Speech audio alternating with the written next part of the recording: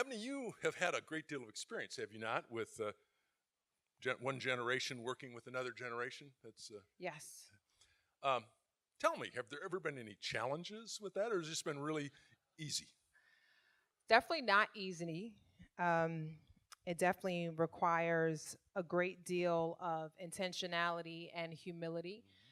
Some of the challenges I think are even evidenced in the scripture in terms of thinking that someone should stay over there because they couldn't possibly be ready to be over here That's right. with where you are. And oftentimes we miss opportunities to invest in people because we're judging them by the outward appearance, but remembering that God judges the heart.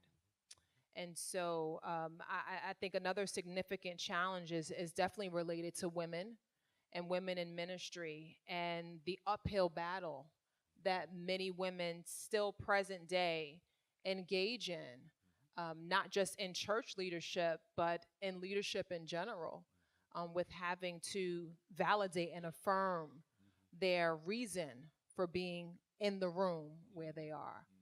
And so those would be two challenges that I would mention. No, I don't get to ask all the questions. Did you have I one have for a me? follow-up question. I have one for you. So, as we think about again the topic of generations together, organizations together, do you sense God is moving today in extraordinary ways? I really do. Part of it I shared as I was talking about Table 71, but that is just a small piece of the total action. Do you know that if I counted the smaller groups too, for example, on Table 71, that within a couple of years there will be 0 unengaged groups of any size? Never in the history of time has that occurred. That's one point.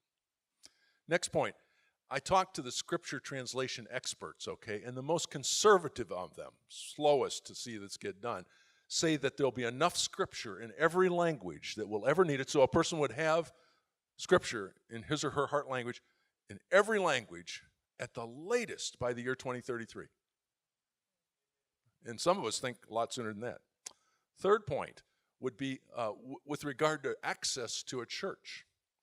One of the tragedies out there is many people have no way to get to a church. There's not one close enough to travel to, or in some cases, it'd be illegal to go there anyway, so there's no internet or some way for them to do it.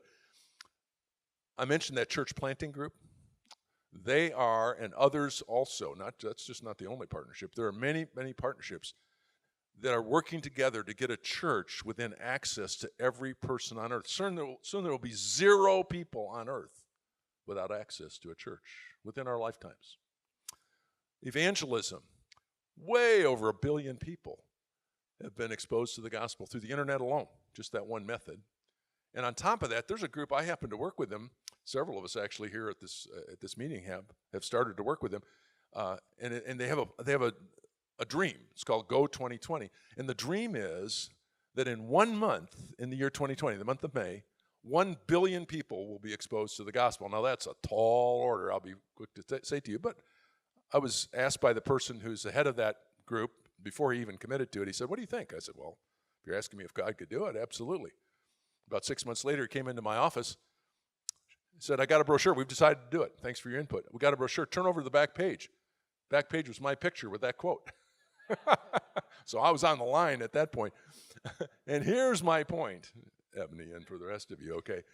My point is, I've just given you a partial list of the incredible progress that's being made in measurable ways, the number of zeros that are being achieved in just some of the categories where they're being achieved, like campuses. Soon there'll be no campus in America that doesn't have a movement of God on it.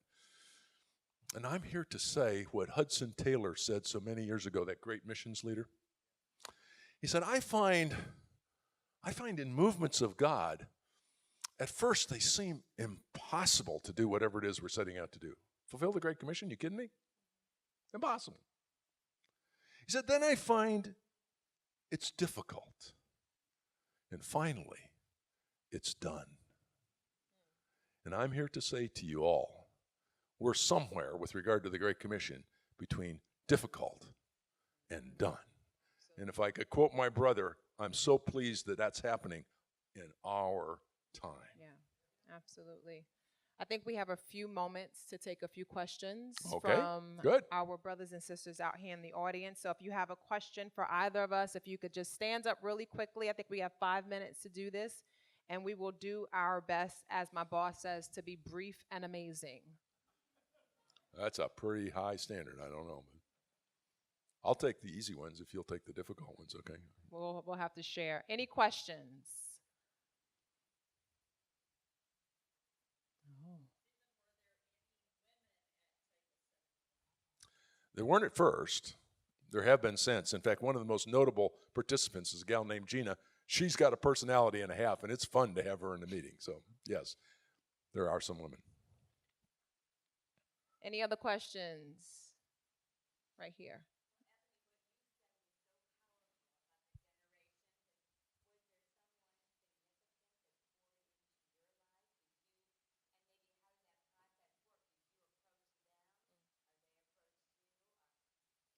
There have been countless people who have poured into my life, and every time I would constitute it as a divine setup.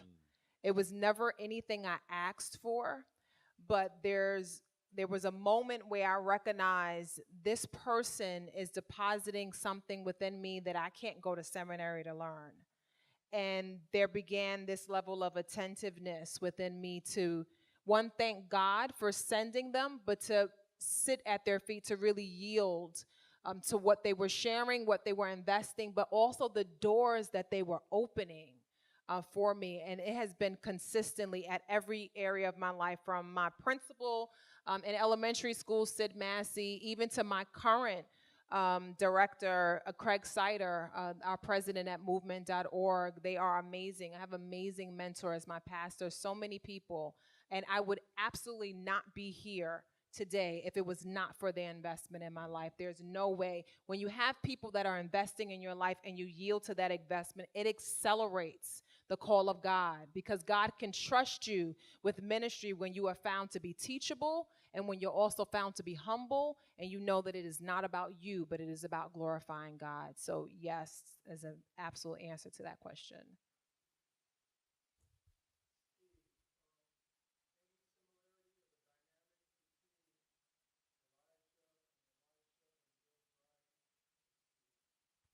Oh, I don't know if I should try to answer that.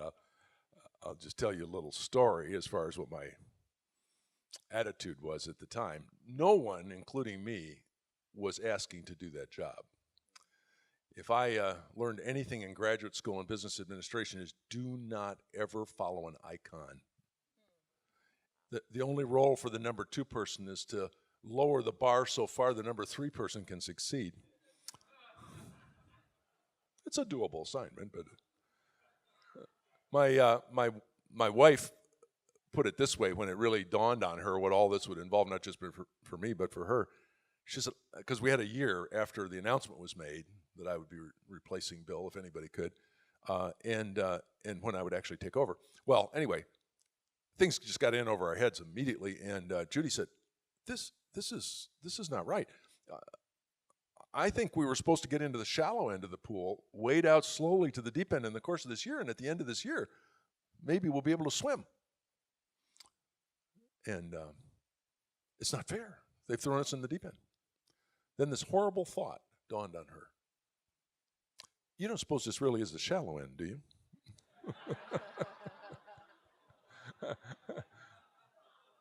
And it was the shallow end. And all I can tell you is my job description, by the way, is the same as yours. Just walk with God and do what he says. And it doesn't matter who you're replacing or whatever you're supposed to do. He'll show you what to do, and by his grace, he has. Absolutely. We have time for one final question. Let's see through the lights.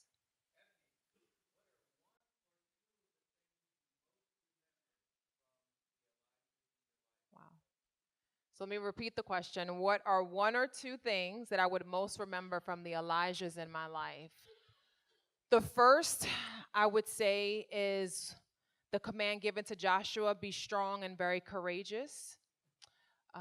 And 2, I would say, never put a ceiling on something where God has truly just began to be a covering for you.